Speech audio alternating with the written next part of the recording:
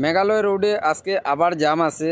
আমি একদম মালিডোর থেকে লইয়া লংশিলং পর্যন্ত টোটাল যা খবর আছে, আজকে রাস্তা কীরকম যাইতে পারবা কি না, সম্পূর্ণ আজকের ভিডিওতে আমি একদম শুরু থেকে শেষ পর্যন্ত আপনারা দেখাই। মোর ভিডিওটা বিনা স্কিপ করিয়া আপনারা দেখবা, তাহলে আপনারা ফুল ইনফরমেশন গুয়াহাটি রোডর শিলচর গুয়াহাটি রোড মেঘালয় যেটা আছে এটার ফুল ইনফরমেশন পাইলে বা আজকে জামটা ভাই কম বেশি আপনারা ডোনার থেকে ফাইলেই বা ডোনার থেকে কিছু মানে জাম স্টার্ট হয়ে গেছে, এক জায়গার মাঝে 10ও পড়ছে। আমি আগে দিয়ে আপনারা দেখাই আর সোনাপুর পর্যন্ত পুরা মানে প্রায় 7-8 কিলোমিটার পর্যন্ত মানে 10 সাইডে দিয়া লাইন, এবার প্রায় খালি গাড়ির লাইন প্রায় কুলিয়াং পর্যন্ত আই গেছে। লোড গাড়ির লাইন সোনাপুর বাজার ক্রস করে লইছে, এইখানেও আপনারা লাইন দেখতে পাত্রা। আর এখন আমি আপনারা একদম মালিডোর থেকে লইয়া লংশিলং পর্যন্ত পুরা দেখাই।